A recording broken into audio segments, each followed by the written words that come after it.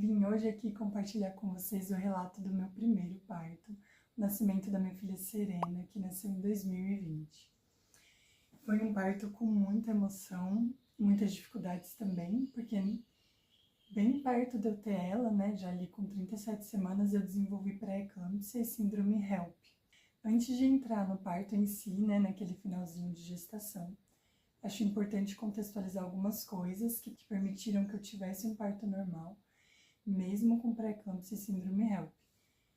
Isso só aconteceu porque a gente decidiu contratar uma médica para acompanhar o trabalho de parto. Só que até achar essa médica foi uma longa jornada. Logo no começo da gestação, quando eu fiz o ultrassom ali por volta de 11 semanas, com Doppler, foi identificado que eu tinha já algum probleminha ali na minha artéria uterina e que isso iria aumentar as chances de eu ter pré-eclâmpsia no fim da gestação e também da minha filha não crescer tão bem dentro do útero. Então, quando tem essa alteração, os médicos eles aconselham a gente a tomar o AS. Né? Não é para todas as mulheres que estão grávidas, é só para essas mulheres que têm essa alteração. E aí eu comecei a tomar o AS, né? Uma coisa também interessante é que ninguém na minha família nunca teve pré-eclâmpsia, nem minha mãe, nem minha avó. Eu fui a primeira. Geralmente é uma condição que está associada, né, a um histórico familiar, mas no meu caso, eu fui a primeira. Então eu segui tomando AS durante toda a minha gestação. Como foi minha primeira gravidez, eu também tinha muito pouco conhecimento, né, sobre esse universo da maternidade e da gestação. Então, eu e meu marido, a gente participou lá em Belo Horizonte de algumas rodas de doula, rodas de conversa, em que elas falavam sobre algum tema, sobre parto normal, parto cesáreo, quais os benefícios do parto normal. E eu também li um livro, porque na época eu ainda estava lá na Unicamp. Eu fui na biblioteca, né, quando eu descobri que eu estava grávida, e pesquisei parto, e achei um livro que também me ajudou a entender um pouco mais e a começar a me preparar para um possível parto normal. E aí, durante a gestação, nossa gravidez não foi esperada, né? Então, nós tivemos que fazer um plano de saúde ali comigo já estando grávida. E aí eu não teria direito a um parto dentro de uma rede particular, né? Pelo plano. Se eu quisesse, eu iria ter que pagar a parte. Então, isso foi um fantasma que ficou rondando a gente ali durante toda a gestação. E eu também não conhecia muito Belo Horizonte, eu estava de mudança para lá. E uma amiga me indicou uma equipe de médicos humanizados, onde ela teve o bebê dela com uma médica. A médica dela estava com a agenda cheia, mas eu achei um outro médico dessa equipe que me acompanhou até o 5º mês de gestação. Porém, eu ia nele, né, para as consultas de pré-natal e ainda nas rodas de conversa das doulas. E ali eu percebi que aquele médico talvez não fosse tão bom. O que me fez tomar esse choque de consciência foi quando as doulas falaram que não necessariamente toda mulher precisa fazer exame de toque. Ele não era para ser algo rotineiro de toda consulta de pré-natal. E esse médico fazia. Toda vez que eu ia lá, ele fazia o exame de toque. E aí na próxima consulta, depois que eu tive acesso a essa informação, eu fui, né, até ele. E aí eu falei, olha, eu não quero mais fazer o exame de toque, né? Eu conversei com algumas doulas, eu pesquisei e eu vi que não é necessário. E aí esse médico, ele não gostou muito, ele me respeitou, mas ele fechou ali, né? Ele ficou com uma cara um pouco feia de eu estar questionando uma prática dele.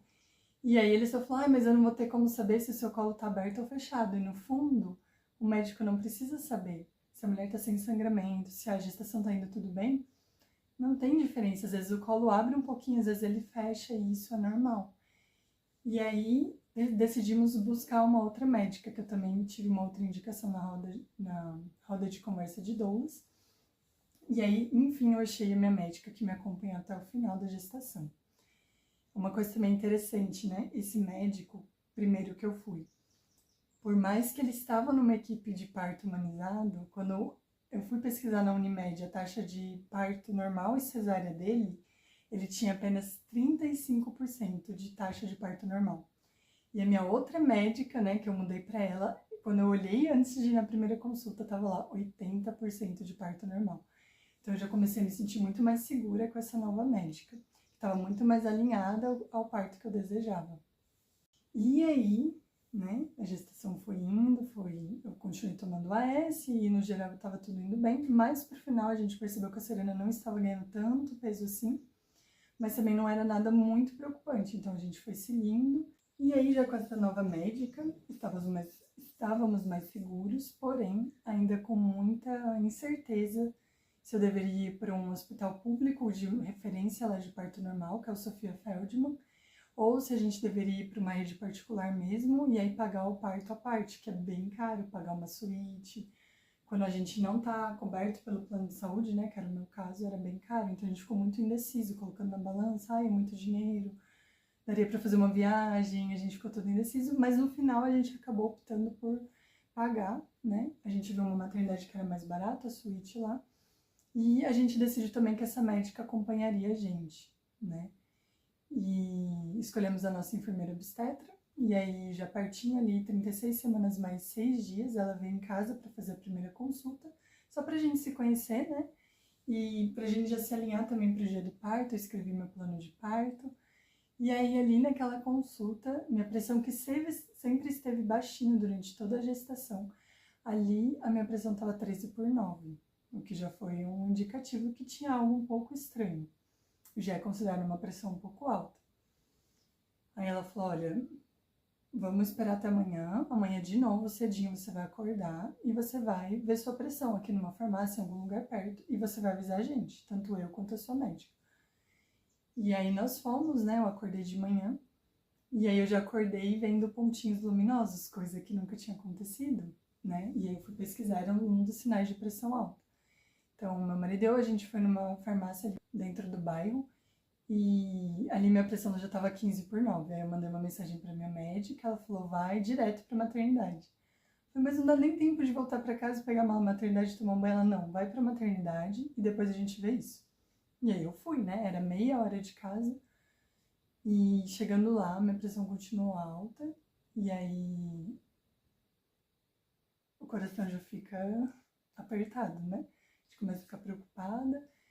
E aí eles me encaminharam para um exame para ver se estava tudo bem com o coração da Serena, que é o ecocardiograma, né? Colocam coisinhas, fiozinhos na nossa barriga e vão vendo o batimento do bebê.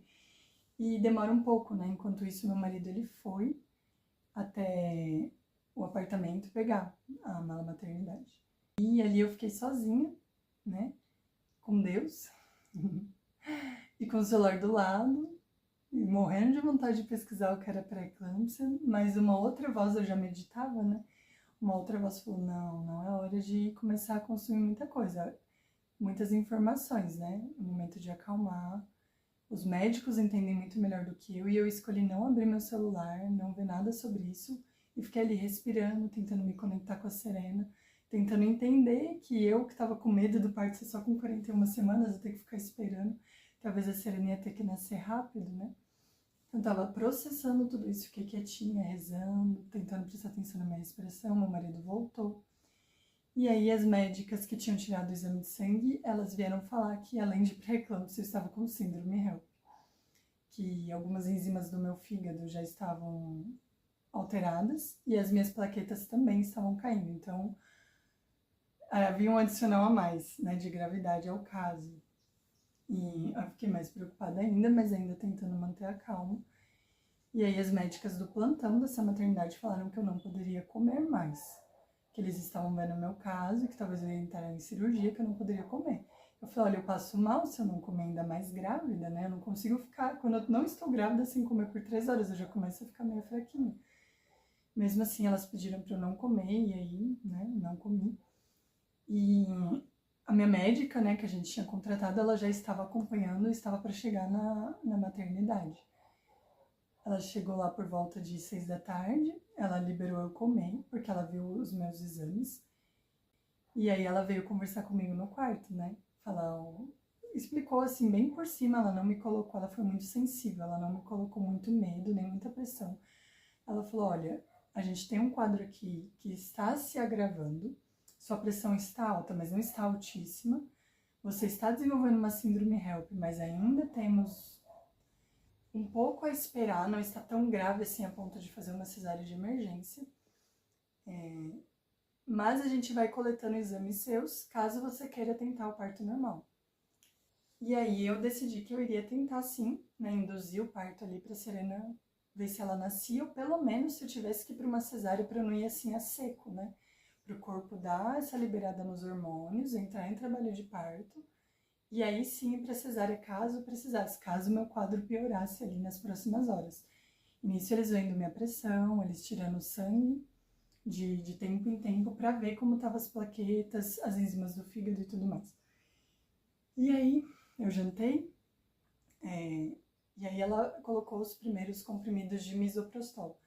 Geralmente se coloca só um, mas aí ela falou, nossa, vamos colocar dois pra ver se não vai mais rápido. Aí eu fiquei com medo, eu falei, nossa, mas dizem que o parto quando é induzido ele dói mais do que o parto quando ele é natural.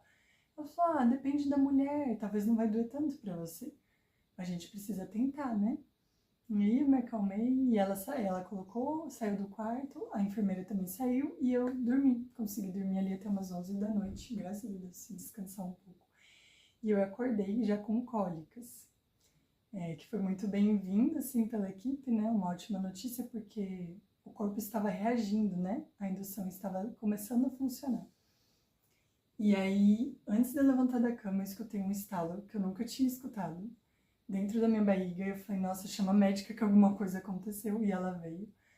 E aí viram que a minha bolsa tinha rompido. Eu achei que eu estava fazendo xixi, mas foi muito estranho porque eu tentava segurar e o líquido não parava de sair. Porque não era xixi, era a própria bolsa que tinha rompido. Eu levantei da cama, tinha uma poça. E aí eu fui pro banheiro e aí já vieram trocar a roupa de cama, né? E um detalhe também que eu esqueci de falar, no meio de tudo isso, com as minhas enzimas, lá para umas 4, 5 da tarde, a Unimed aceitou cobrir meu parto. Então, toda aquela preocupação financeira, né, foi desfeita porque, como eu estava desenvolvendo um quadro de emergência, e eu já estava dentro do hospital ali, né, que eu entrei pelo plantão, eles acharam melhor não me tirar do hospital e eu ficar ali, então não tivemos essa preocupação de pagar a maternidade, né? Isso foi, a Unimed julgou que estava coberto. E aí, sim, fomos para o banheiro, eu tinha escrito no meu plano de parto, pelas coisas que eu tinha estudado, que um trabalho de parto ele acontece mais rápido quando a mulher ela entra num processo de reclusão. Então, quando ela fica num lugar escuro, quando ela não conversa muito, quando ela se concentra na própria questão da contração e de deixar aquilo fluir, né? Eu aprendi isso lendo os textos do Michel Odan, né? Vou deixar aqui no link, em que ele fala que a ocitocina, que é um hormônio que guia o trabalho de parto, que faz ele começar, que faz ele evoluir, ela é um hormônio tímido, ela não gosta de muitas pessoas, ela não gosta de gente estranha. O que isso quer dizer? Que se eu estou num lugar, em trabalho de parto, e entra alguém estranho, que eu não confio, ou, por exemplo, se tem uma equipe de filmagem, às vezes isso também, apesar de ser muito comum hoje, isso também às vezes impede o trabalho de parto de ser mais rápido, de ser mais... até mesmo de concluir, né?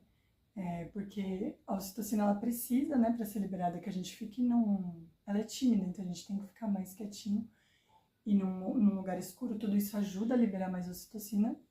E foi um dos motivos também que eu escolhi não ter equipe de filmagem. E só ter a médica, a enfermeira e meu marido. E aí fomos, as contrações foram ficando mais fortes. No começo eu só gemia.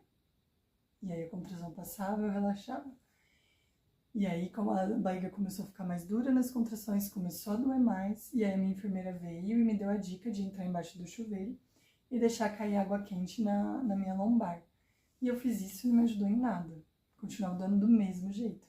Ela falou, nossa, não tá funcionando, então deixa a água cair na sua barriga.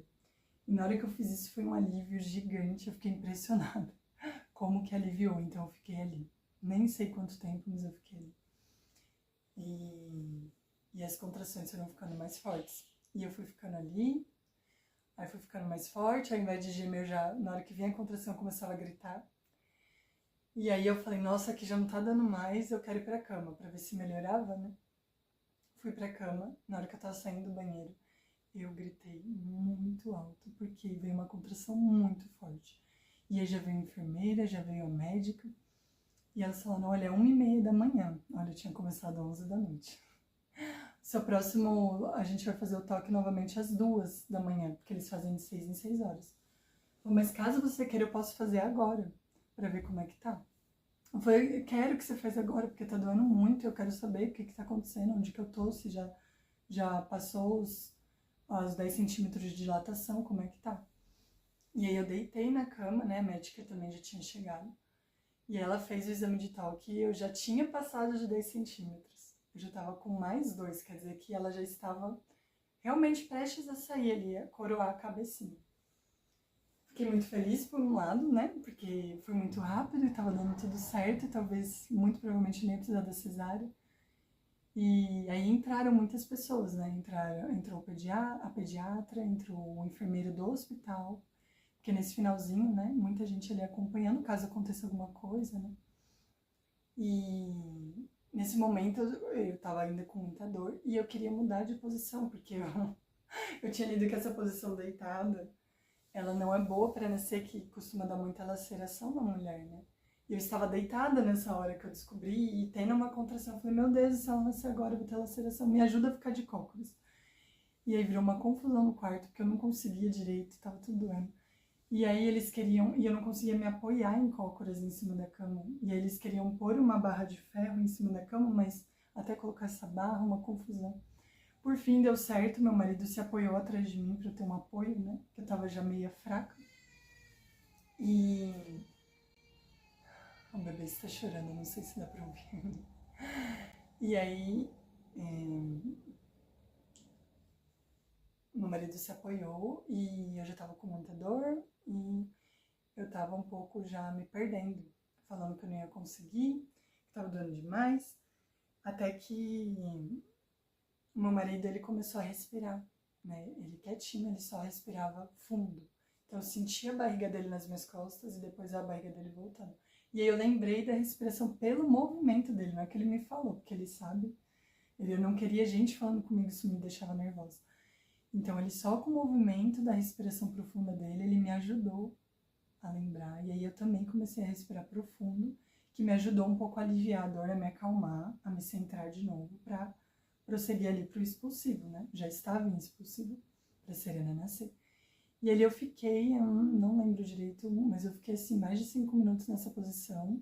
E aí a cabecinha coroava, mas não saía.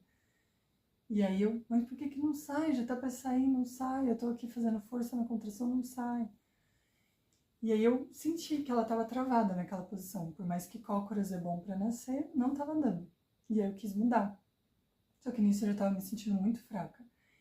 E eu já desmaiei 2 vezes na minha vida. E ali eu já estava com todos os sinais que eu ia desmaiar de novo. Muita fraqueza. Eu sinto leves tremores quando eu vou desmaiar. De fraqueza, né? E aí eu falei, nossa, eu tô muito fraca. Aí o enfermeiro falou, come uma castanha. Eu falei, sem chance. Não aguento comer nada agora. Tô morrendo de dor, não posso nem pensar nisso. Não, então toma uma aguinha de coco. Aí eu tomei meio copinho assim de aguinha de coco. E aí já me deu um respiro ali pra terminar. E aí eu virei na cama, né? Eles subiram a cabeceira da cama. Então a cama ficou quase uma cadeira. E eu virei, fiquei com as minhas mãos, né? Apoiada. E quase em 4 apoios ali, né? Em semi-4 apoios. E ali eu fiquei já de costas para todo mundo. Em algum momento também nessa transição do cócoras para um semi-4 apoios, a outra equipe, não a minha médica, mas o enfermeiro, a pediatra, eles começaram a conversar ali, porque era uma sala e uma antessala, e não tinha porta, então eles começaram a conversar ali. E eu falei, eu quero silêncio, né? Falei brava, eu tava com dor. Eu pedi por silêncio, eu quero silêncio. E aí, na hora, todo mundo ficou quietinho. E quando a gente tá em trabalho de parto, a gente entra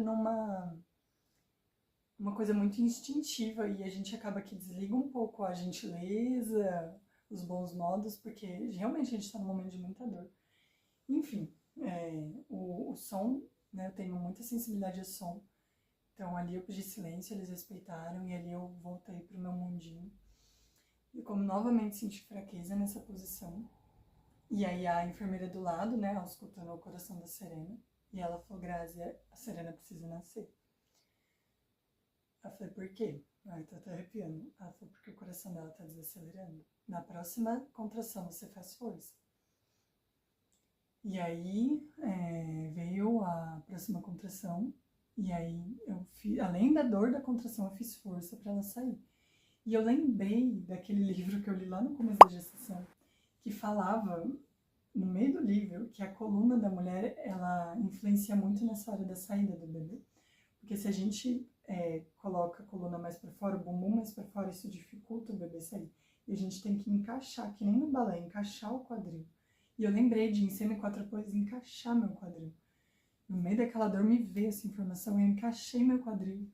Eu tava com muita dor, aí eu foquei na minha respiração e eu senti o círculo de fogo.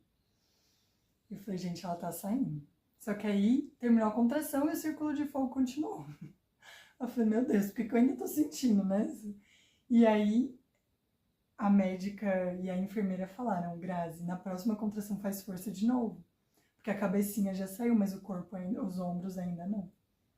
E aí ela ficou ali, né, paradinha, e eu esperando a próxima contração, né, que a gente não escolhe. E muito fraca, com muita dor, ardência.